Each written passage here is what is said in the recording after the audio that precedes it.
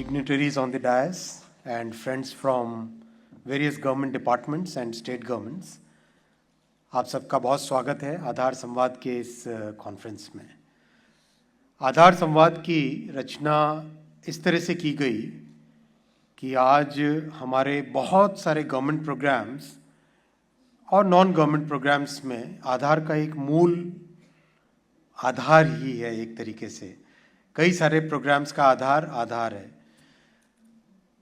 ऐसे में आधार अथॉरिटी और जितने भी स्टेक होल्डर्स हैं उनके बीच में एक रेगुलर संवाद हो, बातचीत हो, एक दूसरे की प्रॉब्लम्स को समझें, प्रॉब्लम्स को सॉल्व करें, ये इंटेंट था।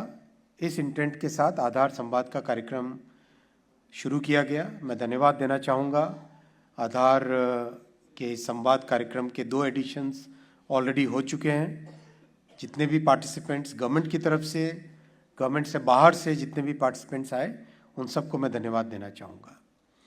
मैं साथियों 3 इम्पॉर्टेंट पॉइंट्स आपके सामने रखना चाहूँगा। पहला पॉइंट है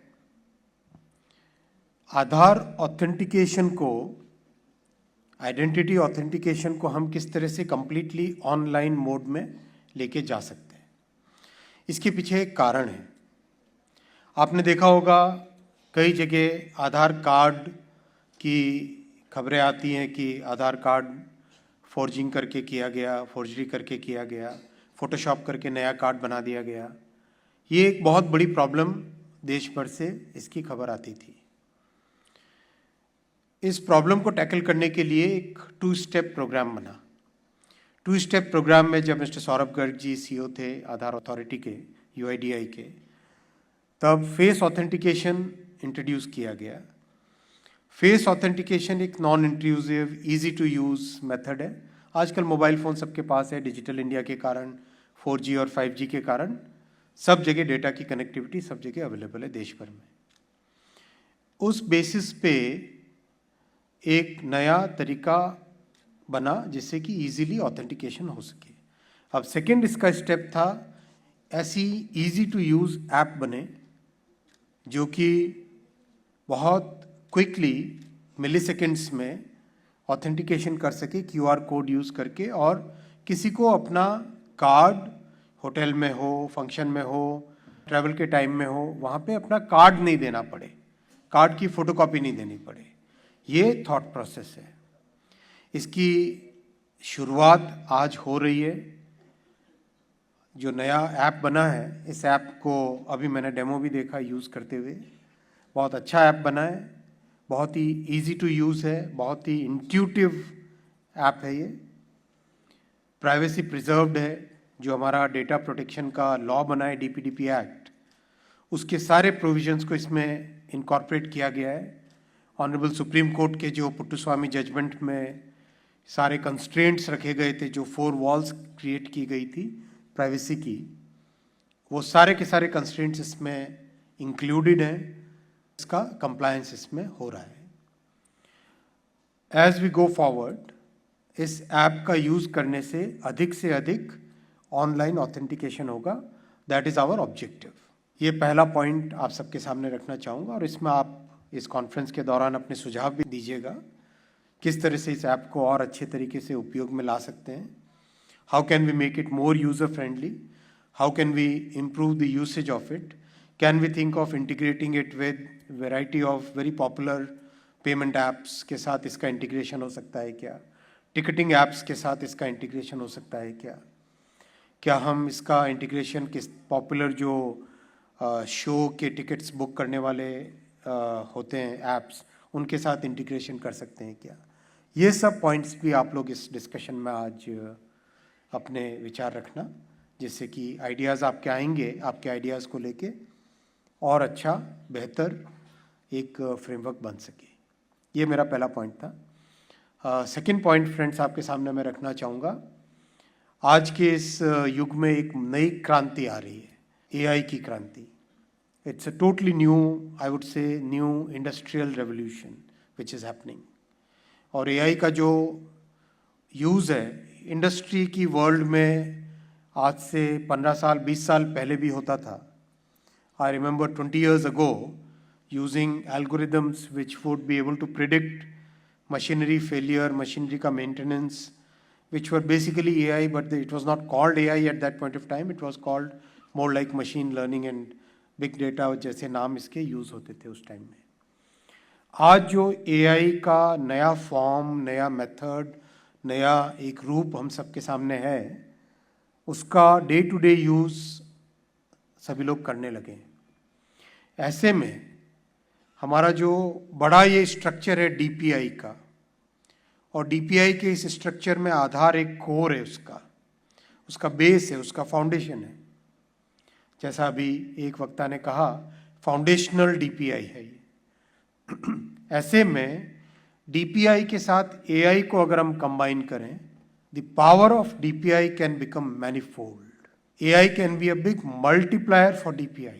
ऑलरेडी आधार में कई इसके एक्सपेरिमेंट्स हो रहे हैं.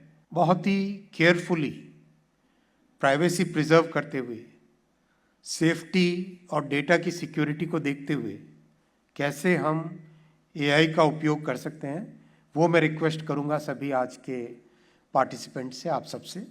अपने व्यूज़ आप दीजिए, अपने थॉट्स शेयर करिए, आइडियाज़ लाइए. उनका उपयोग करके DPI में AI का कैसा यूज़ करें हम, उसको हम लोग एक फ्रेमवर्क बनाना चाहेंगे आपके सहयोग से. ये सेकंड पॉइंट था. Last third point I would like to present before you is, जब आधार का लॉ बना था तब हमारे पास डेटा प्रोटेक्शन का और प्रिवेसी का एक हॉरिजॉन्टल लॉ नहीं था. तब एक बेसिक प्रिवेसी का लॉ देश में नहीं था. अब हमारे पास digital personal data protection act 2023 आज हमारे पास है, और इसके रूल्स करीब करीब बन चुके हैं. जैसा कंसल्टेशन एक्ट बनाने के टाइम में हुआ था, उतना ही एक्सटेंसिव कंसल्टेशन रूल्स बनाने के टाइम में भी हुआ है. अब वो कंसल्टेशन करीब करीब फिनिश होने को आया है. बहुत जल्दी रूल्स नोटिफाई भी हो जाएंगे.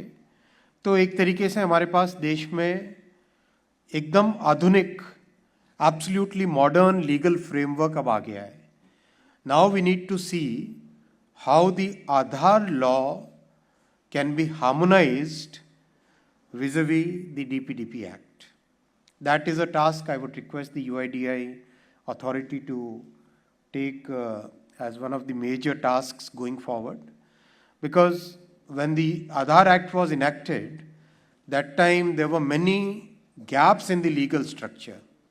आज वो gaps fill up हो चुके हैं. तो हमें आधार एक्ट का एक मॉडर्न वर्जन क्या लाना चाहिए, और उसमें ऑब्जेक्टिव हमें क्या रखना चाहिए. उसका ऑब्जेक्टिव हमें रखना चाहिए to keep the user at the center of our entire legislation, to keep the common citizen at the center of our legislation, and develop the new legal structure which can really make a difference in the lives of the millions of people who are today using Aadhaar.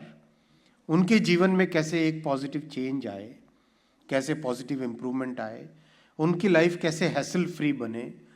Variety of programs है, variety of uses हैं. उन सब के लिए अलग अलग बार बार consent, बार बार अलग अलग जगह डेटा देना, बार बार अलग अलग जगह कार्ड या ऑथेंटिकेशन करवाना, वो सब नहीं करना पड़े. ऐसा लीगल फ्रेमवर्क बने. अगर एक गरीब माँ को अपनी सारी सर्विसेज के लिए आसान से आसान तरीका उपलब्ध हो, वो इस कानून का ऑब्जेक्टिव होना चाहिए. Our focus as government, Modi ji की सरकार का सबसे बड़ा फोकस है जो समाज के इस पूरे इनकम पिरामिड में गरीब से गरीब व्यक्ति हैं, जो मिडिल क्लासेस हैं, इनके ऊपर ध्यान देना हमारा सबसे बड़ा फोकस है. इनके जीवन में परिवर्तन लाना हमारा उद्देश्य है, और ये हमारे लिए जीने का धर्म है. ये हमारे लिए गवर्नेंस का मूल मंत्र है. We live for the poor, we live for improving the lives of the poor, we live and work for improving the lives of the middle classes. हमारे लिए सबसे बड़ा इम्पॉर्टेंट यही उद्देश्य है सरकार में रहने का, देश को मजबूत करें, सोसाइटी के सबसे मार्जिनलाइज्ड सेक्शंस को सशक्त करें। ये हमारे लिए गवर्नेंस का मूल मंत्र है। उसी मूल मंत्र को लेके आप कानून बनाएं नया, उसी मूल मंत्र को लेके आपकी ऐप को सुदृढ़ करें, उसी मूल मंत्र को लेकर जितनी आधार से रिलेटेड फैसिलिटीज़ हैं उन सब को और बेहतर बनाएं। I congratulate all of you and wish you all the best for this conference, for this day-long संवाद। आपके जो सुझाव आएंगे उनका सीरियसली अध्ययन किया जाएगा और सीरियसली उनको इनकॉर्पोरेट किया जाएगा। Thank you very much. धन्यवाद।